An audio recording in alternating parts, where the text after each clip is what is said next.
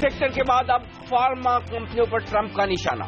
दवाओं के दाम कंट्रोल करने के दिए संकेत। अमेरिका के बाहर प्लांट लगाने पर भारी भरकम बॉर्डर टैक्स लगाने की चेतावनी। भारतीय फार्मा शेयरों की आज हो सकती है पिटाई। ट्रंप के बयान के बाद अमेरिकी बाजार ऊपरी स्तरों से थोड़ा फिसले, लेकिन फिर भी 100 अंक चढ़कर बंद हुआ डाउ। लेकिन नैस्डैक रिकॉर्ड ऊंचाई पर कायम। एशियाई बाजारों में मजबूत संकेत। एसजीएक्स निफ्टी भी ऊपर। आज आएंगे आईटी दिग्गज टीसीएस के नतीजे। आवाज पोल के मुताबिक डॉलर आय और मार्जिन सपाट रहने का अनुमान। मुनाफे में 1.5% की कमी की आशंका। और बजट में लेदर इंडस्ट्री को मिल सकता है बूस्टर डोज। 4000 करोड़ रुपए के राहत पैकेज का ऐलान बजट में संभव। फुटवेयर शेयरों में दिखेगी तेजी। सीएनबीसी आवाज की एक्सक्लूसिव खबर। आज शाम आएंगे दिसंबर के रिटेल महंगाई दर के आंकड़े। दिसंबर में घटकर 3.5% रह सकती है महंगाई दर, लेकिन आईआईपी ग्रोथ 1% रहने का अनुमान। और सीएनबीसी आवाज की मुहिम को सरकार का समर्थन। सर्विस चार्ज पर सख्त हुई सरकार। कहा जबरन चार्ज वसूलना गलत। संसद के कानून लाने के भी ये संकेत।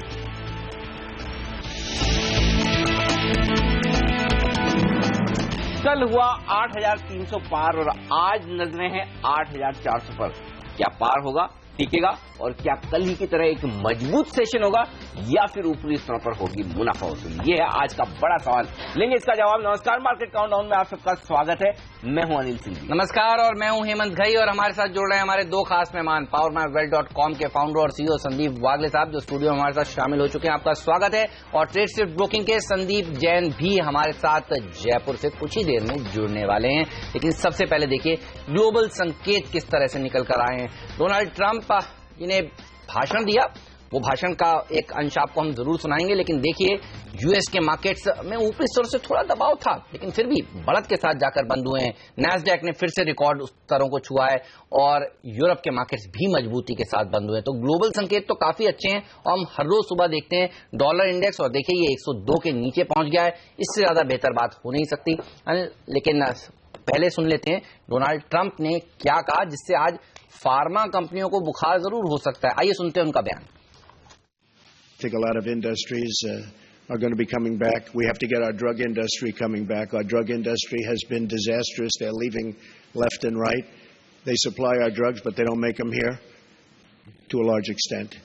And the other thing we have to do is create new bidding procedures for the drug industry because they're getting away with murder. Pharma has a lot of lobbies, a lot of lobbyists, and a lot of power. We're going to create jobs. I said that I will be the greatest jobs producer that God ever created, and I mean that. I'm going to work very hard on that. We need certain amounts of other things, including a little bit of luck. तो दवा तो बिक रही है US में, वहां पे consumers खरीद रहे हैं, लेकिन बन रही हैं दूसरे देशों में। और वो कह रहे हैं कि मर्डर कर रही हैं फार्मा कंपनियां और रिहा भी हो रही हैं। दिक्कत की बात तो है आज फार्मा कंपनियों के लिए। आपने किस तरह से रीड किया इस बयान को? उम्मीद ये थी कि झटका आईटी कंपनियों को लगेगा, लेकिन लगा बड़ा झटका फार्मा कंपनियों को। इसमें कोई डाउट नहीं कि उनका बयान और खासतौर से ओबामा केयर को लेकर वो जो बड़े नेगेटिव हैं, उसका असर तो पड़ना है। अब हाँ, ये जरूर है कि अगर अमेरिका और अमेरिकी नागरिक, वहां की कंपनियां बाहर के देशों के फार्मा प्रोडक्ट्स को इस्तेमाल कर रही, तो उसके पीछे वजह है क्योंकि वो सस्ते हैं। अमेरिका वाले महंगे बनाएंगे तो, लेकिन हमें उससे फर्क नहीं पड़ता। हमें फर्क इस बात से पड़ता है कि क्या हमारी जो कंपनियां फार्मा वाली जो वहां एक्सपोर्ट कर रही है, उन पर दिक्कत आ सकती आएगी थोड़ी। तो आईटी के लिए थोड़ी राहत की बात है। अब आईटी के लिए क्या चाहिए? आईटी के लिए ये चाहिए कि आज टीसीएस निराश न करे, तो आईटी एक शॉर्ट कवरिंग और तेजी के लिए तैयार हो सकता है, क्योंकि इससे बुरा बोल सकते थे ट्रंप साहब जो नहीं बोला।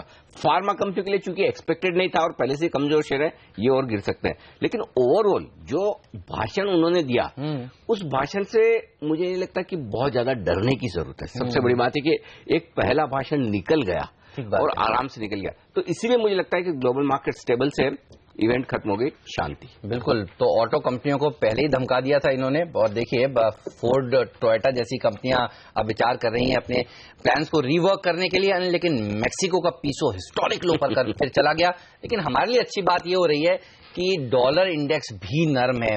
अगर इनको निवेश चाहिए तो डॉलर को इनको नर्म रखना होगा, और ये भारतीय बाजारों के लिए, इमर्जिंग मार्केट्स के लिए अच्छी खबर है। ये बताइए, तो आज मार्केट्स को आप किस तरह से ट्रेड करेंगे? कौन सा अगला लेवल है जो बुल्स देख रहे हैं? 8,400 आज का ये निर्णायक लेवल है, और 8,400 के आसपास खुलेंगे ऐसा मुझे लग रहा है। अगर इसी तरह का कारोबार एशियाई बाजारों में रहता है। फिर भी मैं ये कहूंगा हेमंत कि भारतीय बाजारों के खुलने के वक्त एशियाई बाजारों पर नजर रखें, खासतौर से हांगकांग के बाजार पर नजर रखें, वहां से आपको ज्यादा संकेत सही आते हुए दिखेंगे। फर्ज करें 8,400 के आसपास खुले तो इंतजार करें। 8,400 के ऊपर टिकना थोड़े वक्त के लिए जरूरी होगा, और अगर ऐसा होता है तो आपको एक अच्छी शॉर्ट कवरिंग और फ्रेश खरीदारी आती दिखेगी, जो बाजार को 8,450 और 8,500 की तरफ ले जाएगी। लेकिन उसके लिए सबसे जरूरी है कि 8,400 के ऊपर आपको टिकना जरूरी है। अब खरीदारी तो करनी है इस बाजार में, इसमें कोई डाउट नहीं है, लेकिन खरीदारी करने के लिए दो लेवल हैं मेरी नजर में। पहला लेवल तो ये कि अगर हम शुरुआत में 8,400 के ऊपर खुल गए, टिक गए, तो वहां खरीदारी कर लेनी चाहिए। स्टॉप लॉस थोड़ा हम कल की क्लोजिंग का लगा लेंगे। लेकिन अगर फर्ज करें 8,400 के ऊपर ना खुले, थोड़ा नीचे रहे और उसके बाद एशिया अगर थोड़ा ढीला नजर आए, तो फिर आपको जो खरीदारी करनी है उसका लेवल होगा कल की क्लोजिंग से 50 पॉइंट नीचे, 8,325 के आसपास, फिर वो सही लेवल होगा।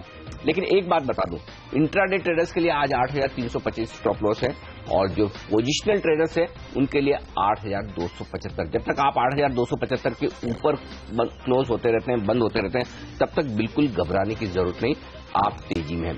ऊपरी स्तरों पर सावधान रहना है, और सावधान क्यों रहना है वो वायदा कारोबार के डेटा बहुत क्लियर कट संकेत दे रहे हैं, वो मैं आपको आगे विस्तार से बताऊंगा। लेकिन इस बीच आपके लिए रणनीति साफ है, गिरावट में खरीदारी की, ऊपरी स्तरों पर सावधान रहने की, और निफ्टी में 8,325 के इंट्राडे स्टॉप लॉस से खरीदारी करने की, जो डे ट्रेडर्स हैं। पोजिशनल ट्रेडर्स के लिए 8,275 के स्टॉप लॉस से खरीदारी करने की। टारगेट बहुत ऊपर के नहीं है, लेकिन 8,425, 8,450 वो टारगेट है जो आज के लिए आप रखकर चलें, और अगर पोजिशनल ट्रेडर्स है तो मैक्सिमम 8,500 तक के टारगेट। बैंक निफ्टी ज्यादा मजबूत है, लेकिन खरीदारी का कॉन्फिडेंस वहां कम है, और वो इसलिए कि कल बैंक निफ्टी काफी ज्यादा, जरूरत से ज्यादा तेजी से भाग चुका है। अब तक मैं बाजार की स्पीड को लेकर बहुत कंफर्टेबल था, लेकिन कल जिस तरह का बड़ा उछाल दिखाया है वो थोड़ा सा मुझे अनकंफर्टेबल कर रहा है। तो मैं एग्रेसिव होकर खरीदारी नहीं करना चाहता, खरीदारी करना चाहता हूं लेकिन अपने लेवल से। तो बैंक निफ्टी के लिए 18,600 19,000 ट्रेडिंग रेंज है, क्योंकि हम उस रेंज के ऊपरी स्तरों के बेहद करीब है। एक आर्बिट्ररी स्टॉप लॉस 18,750 का बन सकता है, जिसकी कोई अहमियत नहीं है, लेकिन कहीं तो आपको लगाना होगा, और 19,000 के टारगेट के लिए आपको बैंक निफ्टी में करनी चाहिए खरीदारी। पॉजिटिव क्या है? Metals, high beta mid cap और स्मॉल कैप्स। तो मेटल भी एक बार छोड़ना चाहें छोड़ दे, खाली मिड कैप और स्मॉल कैप ये शेयर हैं जिन पर आप फोकस करिए, यहीं पर तेजी बनेगी। और क्योंकि ट्रम्प साहब ने कह दिया तो फार्मा शेयरों में थोड़ी पिटाई हो सकती है। तो ओवरऑल एक अच्छा ट्रेडिंग सेशन हो सकता है अगर एशिया यही रहा। फर्स्ट हाफ मजबूती के साथ ट्रेड करेंगे, सेकंड हाफ में सावधान हो जाइएगा। अगर आपको यूरोप की ओपनिंग के बाद थोड़ा भी कमजोरी का संकेत मिले तो एक बार की प्रॉफिट बुकिंग करें, लेकिन आज की प्रॉफिट बुकिंग से बाजार की चाल बदलेगी नहीं। बाजार आपको एक मौका देगा निचले स्तरों पर खरीदारी करने का। कल की तेजी में काफी कुछ योगदान शॉर्ट कवरिंग का था, काफी शॉर्ट्स कवर हो चुके हैं। फ्रेश खरीदारी चाहिए बाजार को ऊपर ले जाने के लिए, या फिर सही लेवल्स, तो उनका इंतजार किया जाए। बिल्कुल, तो तेजी का ध्यान रखिए। मिड कैप्स और स्मॉल कैप्स में अच्छी रैली बनेगी, और उसको हम प्री बजट रैली का नाम भी दे रहे हैं पिछले कुछ दिनों से। अच्छा, वागले साहब भी हमारे साथ हैं। आपको बता दूं, आज 4 के 4 आइडियाज इनके जो हैं वो तेजी की तरफ हैं। तो वागले साहब तो पिछले कई दिनों से बुलिश थे, और कल तो एक ब्रेक भी लेकर आए हैं। वागले साहब चार्ज अप हैं, आज 8,500 का टारगेट दे रहे हैं ना आप? Sir good morning. Good morning Hemant, good morning Anil ji. पूछेंगे नहीं मैं कहाँ गया था? बताइए सर, कहाँ गए थे, हम तो जानना चाहते हैं। मुझे बुल्स से रिक्वेस्ट आई थी कि 8,300 के पार हो नहीं रहा है, तो आप थोड़ा सा जोर लगाने के लिए आ जाओ। ओके। और दूसरी रिक्वेस्ट ये आई थी कि 2 दिग्गज व्यक्तिमत्वों को ले आओ, जो कि आप और अनिल जी है। सर थैंक तो मैंने बोला वो ऑल टाइम हाई क्लियर करने के टाइम लगेगा तब आपको ले आएंगे। अरे सर, ये तो मैं कर लूंगा। नहीं, ऑन अ सीरियस नोट 8,300 तो कर चुके। हमने ट्रम्प के मतलब कल वो थोड़ा सा ये था ना अनसर्टेनिटी, फिर भी उसके पहले वर्डिक्ट दे दिया है। ठीक बात है। तो हाँ, मतलब 40-50 पॉइंट करेक्शन तो हो सकता है, बट ये क्लियर ब्रेकआउट है और इसका टारगेट 8600 8650 के आसपास आता है, जो कि मेरे मानने में मतलब 10 दिनों के अंदर ही आना चाहिए टाइम वाइज। तो वो प्री बजट रैली मानी जाएगी। मैं आज के लिए या आज या कल के लिए 8510 का टारगेट दे रहा हूँ विद स्टॉप लॉस ऑफ 8322। और बैंक निफ्टी में अनिल जी के साथ बहुत ज्यादा चला गया है, बट वीक नहीं है, शायद थोड़ा कंसोलिडेट हो जाए, यही एक डर है। बट 19250 का व्यू है, on the down side 18650 break होते हुए नहीं लगता है। और आपको भी लगता है मिड कैप्स में जो पार्टी है वो जारी रहने वाली है? बिल्कुल बिल्कुल। मैं आपकी लिस्ट में देख रहा था, बड़े दिनों बाद एक मिड कैप भी आया है। चलिए, तो वो हम जानेंगे वागले साहब से थोड़ी देर में, लेकिन पहले बात करते हैं FIIs और DIIs के डेटा की। अच्छी बात यह है कि बेच कर गोरे जो हैं वो थक गए हैं और खरीदारी जो है वो जबरदस्त हो रही है घरेलू संस्थागत निवेशकों द्वारा। और ये मैं इसलिए कह रहा हूं क्योंकि 1100 करोड़ रुपए का कैश मार्केट में घरेलू संस्थागत निवेशकों द्वारा कमिटमेंट, बड़ा कमिटमेंट है, इसमें कोई डाउट नहीं कि कैश मार्केट में उनकी बड़ी खरीदारी है। और यही वजह कि आप मिड कैप स्मॉल कैप शेयरों में अच्छा एक्शन देख रहे हैं, और वही वजह कि मेरा कॉन्फिडेंस भी वहां पर ज्यादा, मैं लगातार कह रहा हूं कि वहां पर तेजी होगी। लेकिन कल के डेटा बेहद इंटरेस्टिंग है हेमंत। पहली बात तो ये कि कल के बाजार को देखकर लगाने की 627 करोड़ की कैश मार्केट में FIs की बिकवाली होगी, खासतौर से तब जबकि परसों का आंकड़ा हमने सिर्फ 27 करोड़ की बिकवाली का देखा था। तो उम्मीद थी कि कल कैश मार्केट में खरीदारी दिखे, नहीं हुई, कोई बात नहीं। आइए FNO के डेटा देख लें। 750 करोड़ के इंडेक्स फ्यूचर्स खरीदे हैं FIs ने। तो इंडेक्स फ्यूचर्स में दो चीजें हुई है, निफ्टी में थोड़ी तेजी की पोजीशन कम की लोगों ने। हाँ, ये बात सही है कि कल के सेशन में ओपन इंटरेस्ट बढ़कर आया है, इंडेक्स फ्यूचर्स में भी, स्टॉक फ्यूचर्स में भी। तो नेट तो लॉन्ग पोजीशन बनी है काफी दिनों बाद। अब तक तो क्या हो रहा था, सिर्फ और सिर्फ शॉर्ट कवरिंग हो रही थी, लेकिन अब भी कल जिस तरह की तेजी हुई उसके मुकाबले में उतनी तेजी की पोजीशन नहीं बनी। हाँ, बैंक निफ्टी जरूर कल तेजी की पोजीशन वहां पर बनी है FIs की तरफ से, तो बैंक निफ्टी ज्यादा मजबूत दिख रहा है, पहला संभाव। दूसरा, मैं कल भी यही बात कर रहा था कि सबसे बढ़िया बात मुझे क्या लगी कि स्टॉक फ्यूचर्स की खरीदारी। और कल के सेशन में फिर से देखिए 1650 करोड़ के स्टॉक फ्यूचर्स FIs ने खरीदे, और ये बहुत बड़ी मात्रा है। तो इसीलिए मुझे 627 करोड़ की कैश मार्केट की बिकवाली से फर्क नहीं पड़ता। जब उससे ज्यादा 1000 करोड़ ज्यादा स्टॉक फ्यूचर्स खरीदे जाए तो नेट FIs स्टॉक पर भी बुलिश है, इंडेक्स पर भी बुलिश है, और हेजिंग करने के लिए आज से उन्होंने दमदार जम के पुट ऑप्शन खरीदे, 1000 करोड़ से ज्यादा का पुट ऑप्शन खरीदे। कोई फर्क नहीं पड़ता, शॉर्ट नहीं करना चाहिए उन्हें इंडेक्स को, वो ज्यादा अहमियत है। तो डेटा में कहीं कोई दिक्कत नहीं है। सावधानी का संकेत अगर इस डेटा से कहीं एक है तो वो ये कि कल जिस तरह से आप 8325 पर खुले, दिन भर सस्टेन हुए, काफी कुछ शॉर्ट्स कल कवर हो चुके हैं बड़े ट्रेडर्स की तरफ से भी। तो शॉर्ट कवरिंग के लिए अब जगह कम बची है अभी, ऐसा नहीं कि नहीं है, लेकिन वो कब है, जब अब कोई हेज फंड या FIs अपनी शॉर्ट को तब कवर करेगा जब वो 8400 के ऊपर निफ्टी को टिकता हुआ देखे, ठीक उसी तरह से जिससे कल 8300 के ऊपर की शॉर्ट कवरिंग आई थी। तो आज इसीलिए मैंने कहा 8400 के ऊपर टिकना जरूरी है। बिल्कुल सही बात है। तो खुलेंगे, लेकिन क्लोजिंग आज की बहुत महत्वपूर्ण मानी जाएगी। अनिल से पूछेंगे कि थोड़ा सा कॉशियस है तो पुट कॉल रेशियो कल की तेजी के बाद कहां पहुंच गया, इस सब पर बात होगी। लेकिन अच्छा, संदीप जैन साहब भी हमारे साथ जुड़ चुके हैं, उनसे भी हम जानेंगे कि उनके आज के कौन से वो फेवरेट सेक्टर्स हैं और उसके भीतर कौन से वो स्टॉक्स हैं जो उनको सबसे अच्छे लग रहे हैं। लेकिन वागले साहब बताइए, आज के टॉप 2 ट्रेडिंग आइडियाज आपके कौन से हैं? हेमंत, मैं नैल्को के साथ जाना चाहूंगा, ये मेरा टॉप आइडिया होगा। क्लियर ब्रेकआउट है, प्राइस पैटर्न पॉजिटिव है, वॉल्यूम्स है, तो 68 के स्टॉप लॉस से बाय करे फॉर अ टारगेट ऑफ 84, 2 से 3 दिन का व्यू है। दूसरा होगा बैंकिंग स्पेस में जो आउट परफॉर्मेंस दे रहा है, मुझे लगता है प्राइवेट बैंक ज्यादा स्ट्रेंथ शो कर रही है, तो कोटक बैंक के साथ जाना चाहूंगा बाय करके। 720 का स्टॉप लॉस होगा, टारगेट होगा 753, 1 या 2 दिन का व्यू होगा। चलिए, तो कोटक बैंक पर रखिए नजर, अच्छी तेजी देखने को मिलेगी। और कल हमने ICICI बैंक में भी डिलीवरी बेस्ड बाइंग देखी है, और कोटक बैंक पर तो वागले साहब पिछले हफ्ते से ही बुलिश हैं। लेकिन 2 और पिक्स अभी वागले साहब की बाकी हैं, संदीप जैन साहब के बहुत सारे बेहतरीन मिड कैप ट्रेडिंग आइडियाज बाकी हैं। लेकिन पहले बताइए FNO, और FNO के भीतर सबसे ज्यादा इंटरेस्टिंग डेटा है पुट कॉल का, कहां पहुंचाइए? और यही सबसे ज्यादा अहमियत वाला डेटा है भी, हेमंत आप एकदम सही करें, 1.17। देखिए, एक कॉम्बिनेशन बन रहा है, वो कॉम्बिनेशन क्या है मैं बताऊं, 3 चीजों का कॉम्बिनेशन है। 1.17 पर पुट कॉल रेशियो, 8400 पर कॉल ऑप्शन में हाईएस्ट ओपन इंटरेस्ट 51 लाख शेयरों का, और विक्स जो कल 14.8 पर था, 13.5 से 14.5 वो रेंज होती है जहां विक्स बॉटम आउट होता है। अब ये तीनों कॉम्बिनेशन अगर एक ऐसी जगह आकर बने जो 8400 8425 की रेंज है, समझिए पुट कॉल रेशियो 1.2 to 1.25 होता है, ठीक है। विक्स आपको 14 के आसपास दिखे और पुट कॉल और मार्केट इस लेवल पर आ जाए, तो ये वो लेवल है जहां पर तेजी करने वाले ट्रेडर्स को प्रॉफिट बुकिंग करनी चाहिए। मैं ये नहीं कह रहा कि बाजार यू टर्न ले लेगा और यहां पर टॉप बना देगा, वो तो कोई बात ही नहीं है, लेकिन कहीं तो मुझे प्रॉफिट बुक करना है, कहीं तो मुझे डिप का इंतजार करना है। तो आपका पहला काम वहां पर क्या होगा, वहां पर फ्रेश खरीदारी नहीं करनी है निफ्टी में।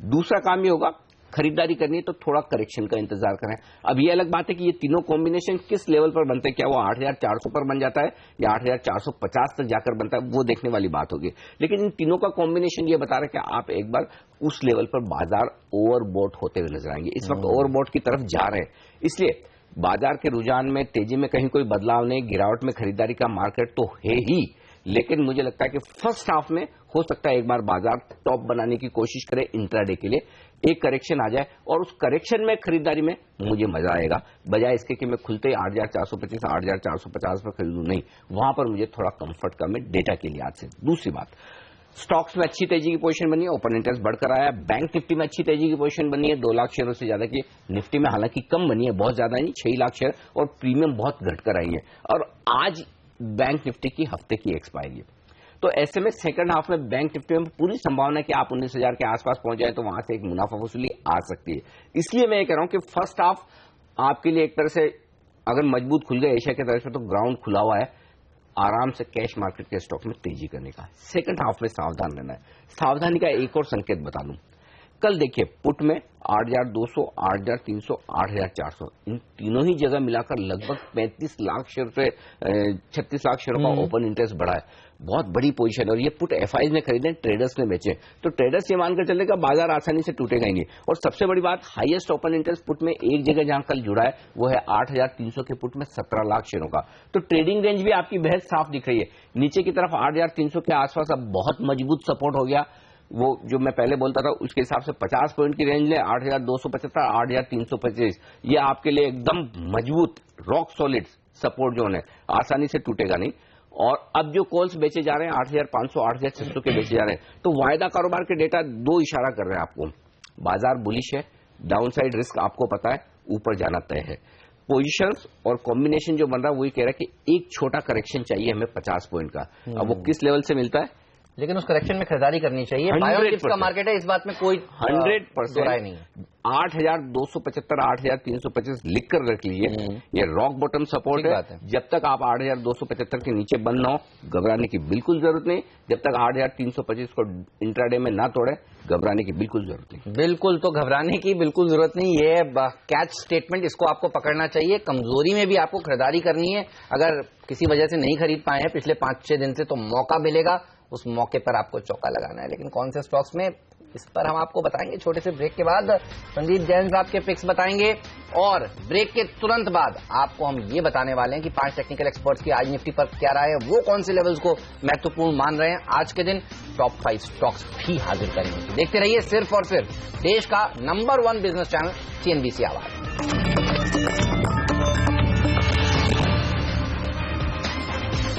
स्वागत है आप सभी का सीएनबीसी आवाज पर। जी हाँ, ये देखिए, ये हैं हमारे 5 टेक्निकल एक्सपर्ट्स, और पांचों के पांचों आज बाजार पर काफी बुलिश हैं। बताइए कौन से लेवल्स पर इनकी नजर है। इंटरेस्टिंग बात हेमंत है कि 40-40 पॉइंट की रेंज सारे एक्सपर्ट्स ने ऊपर और नीचे की तरफ दी। 8,300 से लेकर 8,340 वो रेंज है जहां बाजार आज लेगा सपोर्ट, और 8,430 से लेकर 8,470 ये रेंज आ रही है ऊपर की, जहां पर आएगी मुनाफा वसूली। चलिए, तो पांचों के पांचों एक्सपर्ट बुलिश, वागले साहब भी बुलिश। अब वक्त है ये जानने का कि कौन से वो 5 स्टॉक्स हैं जो खबरों के दम पर आज एक्शन दिखाने वाले हैं। आइए जानते हैं टॉप 5 स्टॉक्स।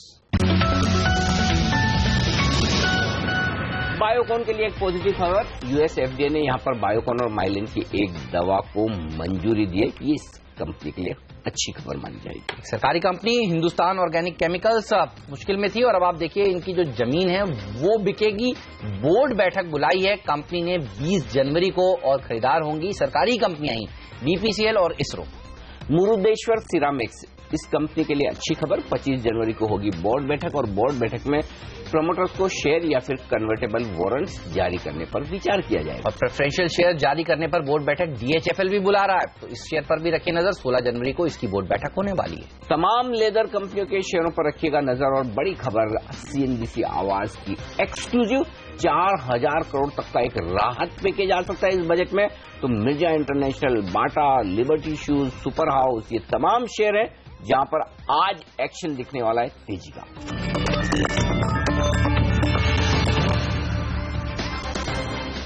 वागले साहब तो हैं बुलिश और जैन साहब भी है बुलिश या नहीं, ये पता करते हैं। चलिए, जैन साहब भी जुड़ चुके हैं हमारे साथ। Good morning. पहले तो ये बताइए कि दिख तो आप बुलिश हैं, जो मैं आपके नोट्स पढ़ रहा था। सेक्टर्स कौन कौन से चुने हैं आपने तेजी की तरफ?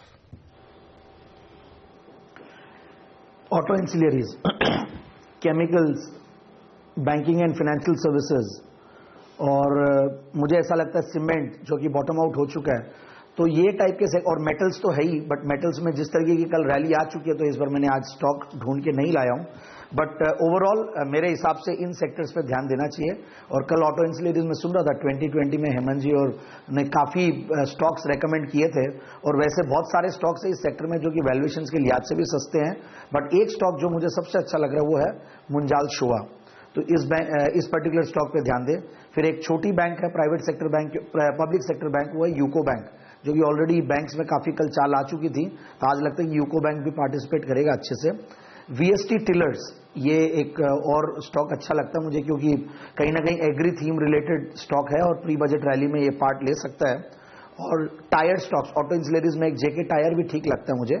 और हाउसिंग फाइनेंस, BFSI की जब मैंने बात की तो DHFL, जो कि कल भी रैली दे चुका, बट अभी भी लगता है कि कम से कम यहां से 15-20 रुपये और चाल देना चाहिए। आज पॉजिटिव न्यूज भी है, जो वारंट्स वाली न्यूज है। और प्लस IDFC, ये एक स्टॉक है जिन पे ध्यान दिया जा सकता है। वाह, तो बेहतरीन आइडियाज। अच्छा, दो ऑटो इंसिलरी स्टॉक्स हैं, एक तो मुंजाल ऑटो, दूसरा आप JK टायर को भी ऑटो इंसिलरी पैक में रख सकते हैं। क्या जबरदस्त प्रदर्शन दिखा रहे हैं ये सारे के सारे शेयर। सीमेंट शेयर भी आप इन पर भी बुलिश हैं। जैन साहब, एक कोई सीमेंट कंपनी बताइए जो आपको सबसे अच्छी लगती हो। अंबुजा सीमेंट, ये स्टॉक इनफैक्ट कहीं ना कहीं ऐसा लगता है कि सीमेंट पे ऑलरेडी डिमोनेटाइजेशन का बहुत बड़ा इंपैक्ट पड़ चुका था और सारे स्टॉक्स काफी करेक्ट भी किए थे। तो अल्ट्राटेक, अंबुजा, ACC ये बड़ी कैटेगरी में आते हैं, बट स्टिल अंबुजा सीमेंट पे ध्यान दिया जा सकता है आज के लिए। कल मेटल्स और सीमेंट, आपको याद होगा अनिल ने बाजार खुलने के साथ ही आपको बताया था, और क्या जबरदस्त तेजी देखने को मिली थी। अनिल, सीमेंट कंपनियों में कुछ बड़ा हो रहा है, अगर दाम बढ़ते हैं सीमेंट कंपनियों के तो बहुत बड़ा ट्रिगर होगा। शेयर क्या जबरदस्त प्रदर्शन दिखा रहे हैं, इस सब पर बात होगी। फार्मा कंपनियों पर भी विस्तार से बात करेंगे, और दो स्टॉक्स वागले साहब के अभी बाकी हैं आज के टॉप ट्रेडिंग आइडियाज, वो सब जानेंगे छोटे से ब्रेक के बाद।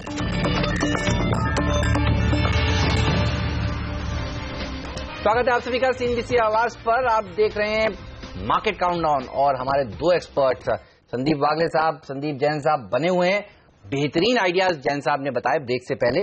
वागले साहब, आपने कहा आपको पसंद है नाल्को और कोटक महिंद्रा बैंक, दो और स्टॉक्स बताइए जो आपको अच्छे लगते हो। हेमंत, मैं कोल इंडिया के साथ जाना चाहूंगा। कुछ दिन पहले मैं इस पे थोड़ा सा हल्का सा बेरिश था, क्योंकि मुझे लग रहा था ये 300 के नीचे जाएगा। अगर वो होता तो 280 तक जाता, बट वो हुआ नहीं है। 300 पे स्ट्रांग सपोर्ट लिया है, और कल जिस तरह से वॉल्यूम, प्राइस और वॉल्यूम ब्रेकआउट आया है, मुझे लगता है ये अभी फ्रेश मूव की तैयारी में है। तो 309 के स्टॉप लॉस से बाय करे फॉर अ टारगेट ऑफ 333। दूसरा स्टॉक होगा लिबर्टी शूज। आप भी ये सेक्टर पे शायद बुलिश है, और ये सेक्टर में ये स्टॉक मुझे बहुत ही अच्छा लग रहा है। कल के जिस दिन में जो पैटर्न बना है, एक पेनेंट जिसको हम बोलते हैं, और वॉल्यूम भी बहुत बढ़िया है, तो मैं समझता हूँ मूव थोड़ी और आ सकती है अगले 3-4 दिनों में। 168 के स्टॉप लॉस से बाय करे for a target of 204। Neeraj की टीम का मिस्टर डिपेंडेबल है आज लिबर्टी। तो आज लिबर्टी पर रखिएगा नजर, और तमाम लेदर स्टॉक्स पर रखिएगा नजर। ये है राय हमारे एक्सपर्ट की। चलिए आइए अब उन शेयरों पर फोकस किया जाए जहां पर आज खबरों के दम पर एक्शन दिखने वाला। बायोकॉन, इसके चार्ट देखकर बताएं वागले साहब, खरीदारी करनी चाहिए? अमेरिकी FDA से बायोकॉन माइलिन की एक दवा को मंजूरी मिली है, पॉजिटिव है खबर। स्टॉक तो अब तो 4 अंकों वाला हो गया है, तो इसकी तो री-रेटिंग ही होगी। क्या होगा अब? अनिल जी, मैंने ये परसों बाय दिया था। अच्छा। और मेरे लिए वो ब्रेकआउट लेवल लगभग 990 का था। ठीक है। और ये आज निगेटिव न्यूज है फार्मा स्टॉक्स के लिए। नहीं जनरली, लेकिन मैं समझता हूँ ये आउट परफॉर्म करेगा। ये अगर लेना देना नहीं है वैसे अमेरिका से, अगर ये गिरता है तो सबसे कम ये गिरेगा, और अगर ये न्यूज डिस्काउंट हो जाती है तो ये भागने वाला है। मेरा इसका 1150 से 1200 का पोजिशनल व्यू है, 2-3-4 हफ्ते का।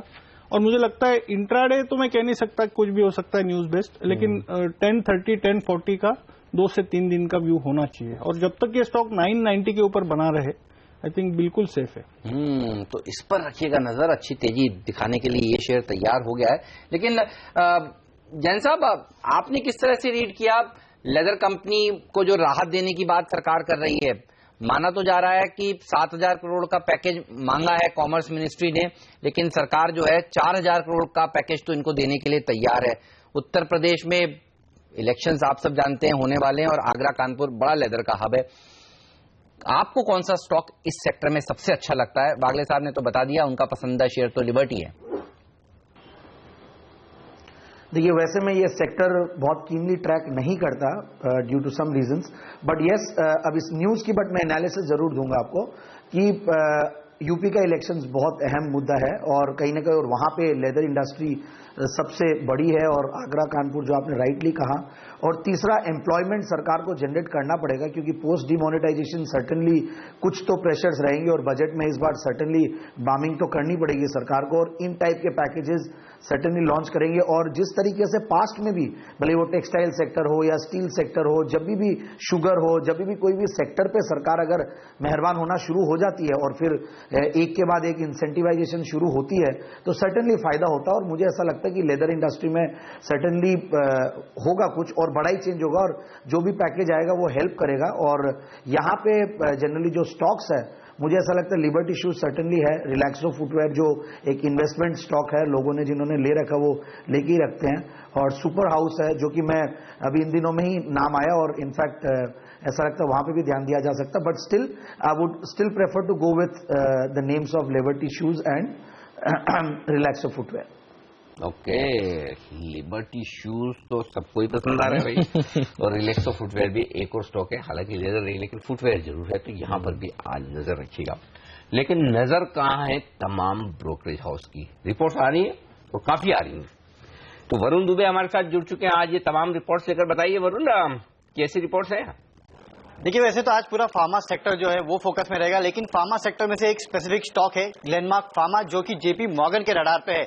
न्यूट्रल का कॉल इन्होंने इस काउंटर पे दिया है और 915 रुपए के प्राइस टारगेट दिए है। इनका कहना है कि आगे इस कंपनी का जो डर्मेटोलॉजी का बिजनेस है वो इस कंपनी के लिए काफी फायदेमंद रह सकता है। काफी ANDA है जो कंपनी फाइल कर सकती है, और उसके चलते ये न्यूट्रल का कॉल दिया गया है। वही LNT पे bank of America Merrill Lynch काफी बुलिश नजर आ रहा है। अपग्रेड किया है उन्होंने इस स्टॉक को, और खरीदारी की सलाह दी है, और जो प्राइस टारगेट है वो 1674 का है, यानी कि कल की क्लोजिंग से करीब 18.5% का अपसाइड वो इस काउंटर पे देख रहे हैं। उनका कहना है कि तीसरी तिमाही में कंपनी के जो नतीजे हैं वो लो बेस के कारण काफी बेहतर रह सकते हैं। हालांकि कंपनी अपना जो ऑर्डर का गाइडेंस है, सेल्स का गाइडेंस है, उसे काट सकती है, लेकिन स्ट्रीट ऑलरेडी इसे फैक्टर इन कर रहा है, और इसके लिए इन्होंने ये खरीदारी की सलाह दी है, और करीब 260 रुपए ऊपर कल के क्लोजिंग से प्राइस टारगेट ये देख रहे हैं। वही कोल इंडिया पे डॉयचे बैंक ने यहाँ होल्ड की रेटिंग दी है, इस काउंटर पे 290 के प्राइस टारगेट दिए हैं। इनका कहना है कि अक्रॉस द बोर्ड जो कमोडिटी की कीमतें बढ़ रही है उसका फायदा इस कंपनी को मिल सकता है, और इसके चलते ये होल्ड की रेटिंग दी गई है। और सबसे आखिरी में डीबी कॉप पे CLA से यहाँ खरीदारी की सलाह अपनी जो है वो बरकरार रख रहा है, और 443 के लक्ष्य दे रहा है, यानी कि कल के क्लोजिंग से 20% के अपसाइड ये इस काउंटर पे देख रहे हैं। इनका कहना है कि डिमोनेटाइजेशन का इंपैक्ट इस कंपनी के एड रेवेन्यूज पे होगा, लेकिन चौथी तिमाही से सब कुछ नॉर्मलाइज हो जाएगा।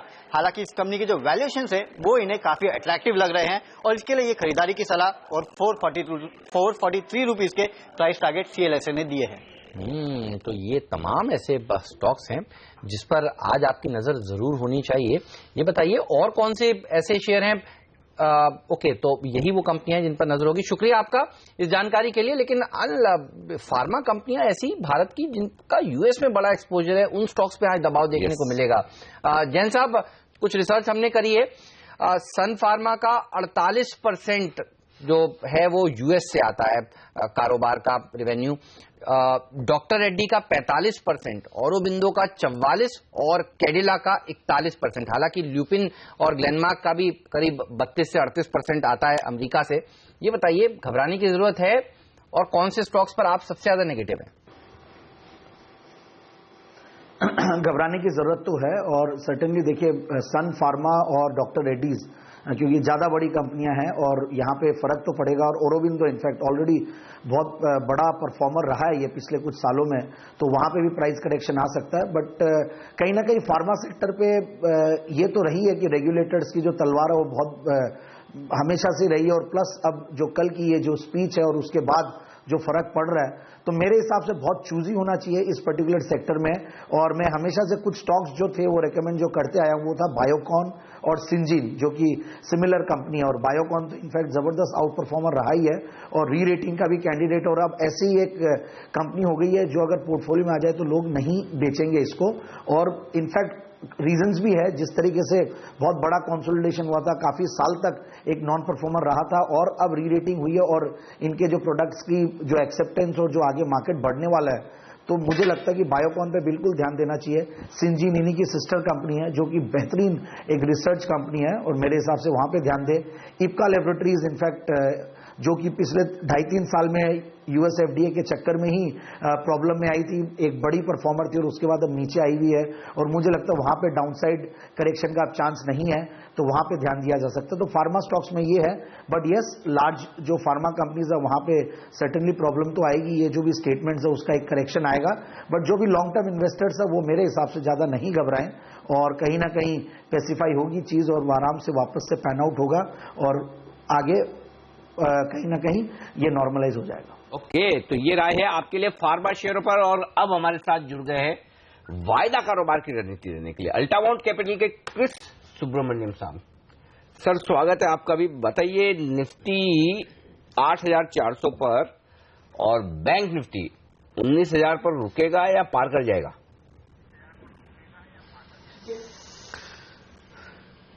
Good morning Anil ji. I think जो भी हमने यहाँ पर लास्ट हफ्ते भर में देखे, खास करके बैंक निफ्टी, मुझे याद है पिछले गुरुवार को हमने 18,000 का फिसलते हुए देखा था, लेकिन यहाँ पर स्ट्रेंथ जो आई है वो जबरदस्त आई है और अच्छी खासी शॉर्ट कवरिंग रैली देखे। और यहाँ पर जहां तक निफ्टी का सवाल है 8,450, आई थिंक ये एक अहम वापस एक रेजिस्टेंस बन सकता है। लेकिन जहां पर हम एफआईएस की भी जो इंडेक्स की बाइंग देख रहे हैं और जहां पर एक बिल्टअप की भी देख रही है, ओवरऑल बैंकिंग में भी स्ट्रेंथ आई है, तो उसको ध्यान में रखते हमारा मानना है कि शायद एक करेक्शन को भी ध्यान में शायद आ सकता है। आज फार्मा की जो न्यूज फ्लो वगैरह है तो एक बुल स्प्रेड का सहारा ले सकते हैं। आई थिंक 8,300 का एक कॉल लेके चले निफ्टी में, जो 130 के आसपास कल बंद हुआ था, और आज 8,500 का कॉल बेच के चले जो 31 के आसपास बंद हुआ था। तो नेट कॉस्ट 100 है और एक टारगेट 165 और स्टॉप लॉस 75। और बैंक निफ्टी में भी वही एक बुल स्प्रेड अगले हफ्ते का एक 18,600 का एक कॉल लेके चले, क्योंकि बहुत जबरदस्त बढ़त हमने देख लिया ऑलरेडी। तो इसलिए 280 के आसपास कल बंद हुआ था और 18,900 का कॉल बेच के चले जो 120 के आसपास बंद हुआ था। तो नेट कॉस्ट 160 के आसपास आ रहा है, तो इसका 250 का टारगेट और 100 का स्टॉप लॉस। तो आई थिंक एक कॉशियस ऑप्टिमिज्म यहाँ पर एक बुल स्प्रेड का सहारा आई थिंक निफ्टी और बैंक निफ्टी दोनों में ली जा सकती है। ओके, तो सभी एक्सपर्ट एक बात तो कह रहे हैं, फार्मा से डरना चाहिए आपको। आज फार्मा शेयरों में कौन सा शेयर सबसे ज्यादा कमजोर लग रहा है, ये ढूंढ रहे हैं वागले साहब। लेंगे एक छोटा सा ब्रेक और ब्रेक के बाद क्रिस सुब्रमण्यम के आज के टॉपिक्स भी जानेंगे, तो कहीं मत जाइए, बने रहिए हमारे साथ। हमारे एक्सपर्ट्स हमारे साथ हैं संदीप वागले साहब और संदीप जैन साहब, और साथ ही क्रिस सुब्रमण्यम साहब भी जुड़ चुके हैं।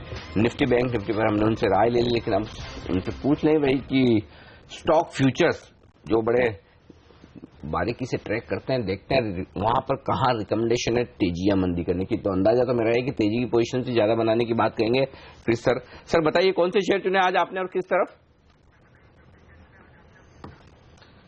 जी, शुरुआत एक आईडीएफसी के साथ, जहां पर कल एक शॉर्ट कवरिंग रैली देखी थी और वैसे भी देखा तो इसमें अच्छी खासी करेक्शन देखे, 70 के आसपास जाके फिसल के ऑलमोस्ट 51-52 तक आ गया था, अच्छी खासी करेक्शन देखे। तो यहाँ हमारा माना कि शायद एक बाउंस बैक वापस एक ये ऑलरेडी जो स्टार्ट हुई है 61 तक ले जा सकती है, तो इसमें खरीदारी की जा सकती है। एक 54.5 का एक स्टॉप लॉस। दूसरा टाटा कम्युनिकेशन, ये एक्चुअली लगातार हमने लॉन्ग टर्म आउट परफॉर्मर इस पे हो रही है और हमारा मानना है कि शायद कहीं ना कहीं एक बॉटम फॉर्मेशन ऑलरेडी हो चुके हैं 620 के आसपास, तो इस पर खरीदारी की जा सकती है। 660 का लक्ष्य है और 620 का ही स्टॉप लॉस। और तीसरा कैनरा बैंक, जहां पर बैंक्स में हमने इतनी अच्छी खासी रैली देखे, तो यहाँ पर कल इसमें भी अच्छी खासी रैली और शॉर्ट कवरिंग देखी थी, तो मेरा मानना है कि शायद 290 का टारगेट पकड़ के खरीदारी की जा सकती है। 270 के आसपास एक स्टॉप लॉस। और ऑप्शन स्ट्रैटेजी में आईडीएफसी का 55 स्ट्राइक का एक कॉल की खरीदारी का सलाह दे रहे, जो कल 2-3 के आसपास बंद हुआ था और हमारा मानना है कि शायद ये 4.5-5 तक जाने की क्षमता रखती है। आई थिंक 60 के आसपास गया तो ऑब्वियसली प्राइस रिलीज हो जाएगा। और एक स्टॉप लॉस ₹1.80, तो एक नेकेड कॉल आईडीएफसी पे और 3 लॉन्ग पिक्स। तो आईडीएफसी बैंक स्टॉक पर रखिएगा नजर। देखिए संदीप जैन साहब भी कह रहे हैं यहाँ पर तेजी करिए, और अब सुब्रमण्यम साहब भी कह रहे हैं यहाँ पर तेजी करिए, वागले साहब रह गए हैं, तो हैट्रिक होगी या नहीं? सर ये बताइए, आपको भी पसंद है ना ये बैंक, चार्ट्स पर कैसा लगता है? पॉजिटिव तो है डेफिनेटली, लेकिन वो मोमेंटम नहीं दिखता है मुझे, जो मतलब वॉल्यूम्स थोड़ा सा कम है, तो इंडिकेटर्स पॉजिटिव है, व्यू पॉजिटिव होगा। आईडीएफसी कह रहे हैं ना, आईडीएफसी बैंक। आप बैंक कह रहे हो? अच्छा, ये दोनों आईडीएफसी ले रहे हैं। हाँ, तो यही। अच्छा, आपको बैंक लेना है? बैंक में नहीं लगता है मुझे, मैं आईडीएफसी बैंक की व्यू दे रहा हूँ। एक मिनट, आपने मुझे बैंक पूछा ना? हाँ, मैंने आपसे बैंक पूछा, आपको बैंक कैसा लगता है? हाँ, तो बिटवीन द टू मुझे आईडीएफसी बेटर लगता है। आईडीएफसी वही तो हैट्रिक लगानी थी। अरे वही चाहिए था। अच्छा, तो सही है, आप सही जा रहे हैं। आईडीएफसी आपको पसंद है, जैन साहब को पसंद है और क्रिस सर को पसंद है। चलिए ठीक है, तीनों ने आईडीएफसी कहा, तो अब हम बताएंगे आपको। अच्छा, आईडीएफसी में कल क्या 4% ऊपर गया है? ओके, तो ये एक्शन हुआ है। एक और स्टॉक एक्शन के लिहाज से दीवान हाउसिंग फाइनेंस लिमिटेड, 16 तारीख को है बोर्ड बैठक, प्रेफरेंशियल अलॉटमेंट पर प्रेफरेंशियल शेयर जारी किए जाएंगे। संदीप जी, कौन सी हाउसिंग फाइनेंस कंपनी पसंद है आपको, यही या फिर कोई और? देखिए, इस सेक्टर में सर्टेनली बहुत जान थी और इनफैक्ट अब आने वाले दिनों में कंपटीशन और बढ़ने वाला है। और जो कि कल जो न्यूज़ थी कि सिविल क्रेडिट स्कोर से रिलेटेड रेट्स का जो फर्क पड़ेगा, तो सर्टेनली वहां पे बहुत बड़ा इनको कुछ तो डेंट पड़ना चाहिए हाउसिंग फाइनेंस कंपनीज को, क्योंकि ये इंडिया में नहीं था, अब्रॉड में, यूएस में और वेस्टर्न कंट्रीज में तो ये बहुत पहले से था और बहुत बड़ा फर्क है। करीब अगर 50 बेसिस पॉइंट्स या 1% का अगर फर्क पड़ता है तो सर्टेनली फर्क पड़ेगा। और जो अच्छे, जो बड़े लोन्स लेने वाले हैं उनकी क्रेडिट स्कोर जनरली ठीक रहती है, तो वहां पे इनको मार्जिन्स पे तो इम्पैक्ट पड़ेगा और कंपटीशन भी बढ़ने वाला। और पोस्ट डिमोनेटाइजेशन थोड़ा सा हो सकता है कि हाउसिंग डिमांड पे तो फर्क पड़ेगा। तो मुझे ऐसा हाउसिंग फाइनेंस कंपनीज को लेकर अभी मैं बहुत ज्यादा बुलिश नहीं हूं। बट यस, डीएचएफएल की अगर बात कहूं तो मैंने भी इनफैक्ट डीएचएफएल रेकमेंड किया आज, क्योंकि एक तो ये पॉजिटिव न्यूज है ही है और दूसरा इनफैक्ट काफी करेक्शन आ चुका था और वैल्यूएशंस के लिहाज से ये ओवरऑल पूरे हाउसिंग फाइनेंस सेक्टर में मुझे काफी सस्ता और अट्रैक्टिव लगता था पहले भी। और मैंने लास्ट ईयर बजट में भी इसको पिक के हिसाब से दिया था, बजट पिक, और 150 का लगभग उस टाइम पे भाव था। तो मेरे हिसाब से ये स्टॉक में आज भी चाल रहेगी। और ओवरऑल हाउसिंग फाइनेंस कंपनीज में अगर ध्यान देना ही है तो मेरे हिसाब से एचडीएफसी लिमिटेड के साथ जाएंगे तो ज्यादा बेहतर होगा लार्जर कैप्स में, वहां पे क्योंकि डाउनसाइड रिस्क नहीं होती है। और कुछ जो ये छोटी कंपनीज है वहां पे भी अपॉर्चुनिटीज आती है और उसमें मुझे ऐसा लगता है कि जैसे कि मन्नापुरम फाइनेंस है जो हाउसिंग फाइनेंस सेक्टर में भी नई एंट्री ली है और ऑलरेडी गोल्ड लोन्स में है, तो बट गोल्ड में थोड़ी करेक्शन की वजह से थोड़ा सा अनअट्रैक्टिव रहा है और फिर दूसरे सेक्टर्स में भी ये लोग एंट्री ले रहे हैं जैसे कि माइक्रो फाइनेंस और ये सब में। तो मेरे हिसाब से यहाँ पे ध्यान दिया जा सकता है। बट ओवरऑल जितना मैं पहले बुलिश था इस सेक्टर को लेकर, अब मैं बहुत ज्यादा बुलिश नहीं हूँ। ओके, तो ये रहा मन्नापुरम फाइनेंस पर और इस सेक्टर पर। लेकिन ये बताइए टेलीकॉम पैक पर अब आपका क्या व्यू बन रहा है? जैन साहब, आइडिया ने भी मैच करने की कोशिश करी है, 4G कस्टमर्स को लुभाने की कोशिश, डेटा लिमिट इंक्रीज कर दिया है और इनका ऑफर है 499 रुपए में 6 GB डेटा दे रहे हैं, अनलिमिटेड कॉल्स और SMS फ्री। भारती ने 799 मतलब 500 रुपए में कितना? 6 GB डेटा। अच्छा, अब भारती ने भी 6 GB डेटा देने की बात कही है 550 रुपए में, तो भारती से सस्ता ऑफर अभी लॉन्च कर रहे हैं। 6 GB डेटा मोटा मोटी महीने भर का काम हो जाता है, है ना? तो डिपेंड करता है यूजेज। हाँ, मतलब 500-600 रुपए में यार ये तो डेटा, मतलब अब खाली स्पीड और मिलनी चाहिए। प्राइस तो सही लेवल पे आ गई, क्यों? स्पीड और मिल जाए तो मजा। तो कस्टमर्स का तो फायदा है। जैन साहब बताइए क्या व्यू बन रहा है, क्योंकि कुछ लोग कह रहे हैं कि भारती एयरटेल को खरीदना चाहिए। आप कैसे देखते हैं इसे? देखिए, ये बात सही है कि इस सेक्टर में अगर कोई एक स्टॉक लेना तो वो भारतीय एयरटेल ही है, बट ओवरऑल जबरदस्त डिसरप्शन हो चुका है इस सेक्टर में। और मुझे तो अब ऐसा लगता है कि जो रिलायंस जियो ने स्टार्ट किया था बैटल, और कहीं ना कहीं जो स्ट्रैटेजी उन्होंने लॉन्च की, अब उससे बेटर स्ट्रैटेजी कभी भारती लाने की कोशिश कर रहा है, कभी आइडिया लाने की कोशिश कर रहा है। वोडाफोन वैसे लिस्टेड प्लेयर नहीं है, और एयरसेल और आरकॉम, मतलब ओवरऑल इस सेक्टर में अब बहुत ज्यादा मजा नहीं आ रहा है, क्योंकि मैं काफी दिनों से वैसे बेरिश था, क्योंकि एक तो ओवर रेगुलेटेड सेगमेंट है, और स्पेक्ट्रम और ये सब के ऑक्शंस और जिस तरीके की प्राइसिंग होती है वहां पे प्रॉब्लम आती है। फिर एआरपीयूज इनफैक्ट कम होने के अब चांसेस आ जाएंगे। हालांकि डेटा एक बहुत बड़ा एक अपॉर्चुनिटी था, बट वहां पे डिसरप्शन आ चुका है। और इवन जियो ने भी हालांकि कुछ ये ट्विकिंग की है कि इससे ज्यादा होगा तो फिर आपकी 4G से 3G आ जाएगी, तो डर तो उनको भी लगना शुरू हुआ है। और इसका सबसे बड़ा बेनिफिशियरी क्लियरली आप और हम जैसे कस्टमर्स है, तो सर्टेनली। और मैंने देखा भी, जब तक जियो है 3 महीने तक लोगों ने जबरदस्त फ्री में कॉलिंग कर रहे हैं, फ्री डेटा यूज कर रहे हैं, 3 महीने तक के तो मजे लेंगे। और उसके बाद इवन रिलायंस जियो को भी प्रॉब्लम होगी। तो कहीं ना कहीं इन सब के बाद जो सबसे बड़ा प्लेयर ऑलरेडी भारती, वहां पे कुछ बेनिफिट्स दिखने मिलेंगे। लोग बाग सोचेंगे अब तो हो गया, खत्म हो गया जियो का ये ऑफर, अब वापस से अपने उसी पे ही चले, वहां पे वापस से डेटा यूज करना शुरू करें। और आइडिया एक बहुत ही वीक प्लेयर हो चुका है ऑलरेडी सेगमेंट में, कंपटीशन को झेल नहीं पाया, इतनी कॉम्पिटिटिव इंटेंसिटी है इस सेक्टर में, तो कहीं ना कहीं प्रॉब्लम्स है। तो मेरे हिसाब से अननेसेसरली इस सेक्टर में नया इन्वेस्टमेंट नहीं करे। जो इन्वेस्टेड है भारतीय एयरटेल जैसे स्टॉक में, तो वो इन्वेस्टेड रहे। बाकी आरकॉम और ये सब का मुझे पता है, लोगों ने बहुत ऊपर के लेवल्स पे लिए हुए और आज भी कोशिश करते कि कुछ बाउंस आ जाए, but overall I am not very bullish on this sector. वैसे भी जैन साहब, मुफ्त की चीज हिंदुस्तान में कौन छोड़ता है? मतलब मिल रहा तब तक यूज करो, जरूरत हो ना हो सब डाउनलोड करते रहो, बात करते रहो, ये चल रहा है। सब जियो से जियो आपस में बात कर रहे हैं एक्चुअली, क्योंकि दूसरों में ऑफर इतना जबरदस्त था एक्चुअली। तो चलिए, इस वक्त तो देश एंजॉय कर रहा है सारे मुफ्त के डेटा, आगे भी पैसे कम देने पड़ेंगे, ये बात तो पक्की। वक्त एक ब्रेक का, और इस ब्रेक के बाद लौटेंगे। हमारे पास कुछ और इंटरेस्टिंग स्टॉक्स है जहां आज रिपोर्ट वगैरह आई है, तो हम बात करेंगे हमारे एक्सपर्ट से, उन सारी रिपोर्ट को बनाएंगे आपके लिए रणनीति इस ब्रेक के बाद।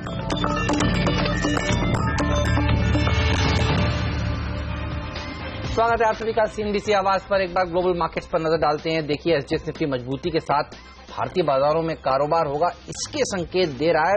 28 अंक ऊपर है, 8,425 के लेवल के आसपास हम खुल सकते हैं। लेकिन एक सेक्टर जिस पर कल सबकी निगाहें टिकी हुई थी वो था आईटी सेक्टर।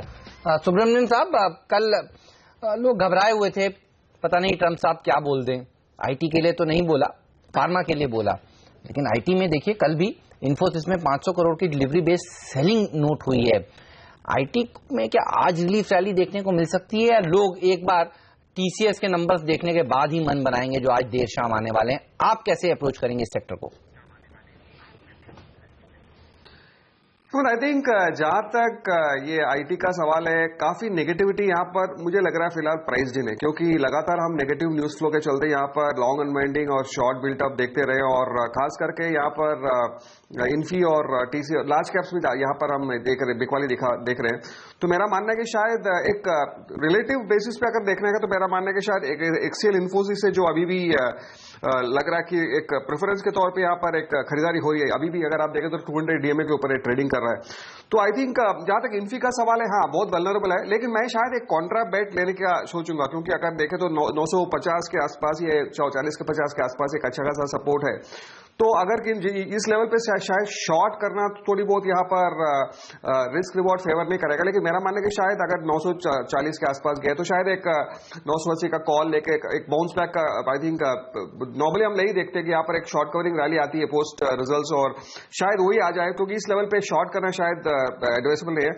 और जहां तक टीसीएस का सवाल है, आई थिंक ये एक बैंड में एक्चुअली घूम रहा अभी भी मेरा मानना है कि शायद जिनको एक कोई स्ट्रैटेजी करने का 2200 का पुट और 2400 का कॉल लेके चले, आई थिंक दोनों मिला के 50 के आसपास आई थिंक प्रीमियम्स आ रही है। तो अगर बहुत जबरदस्त वॉलेटिलिटी देखने को मिले, अभी भी एक्सपायरी दूर है, तो आई थिंक वहां पर एक मौका है। तो टीसीएस में एक स्ट्रैंगल और इन्फी में एक कॉन्ट्रा बेट, अगर 940 के आसपास गया तो मेरा मानना है कि शायद एक बुल स्प्रेड या तो फिर 980 का एक कॉल लेके एक खरीदारी की सलाह दूंगा।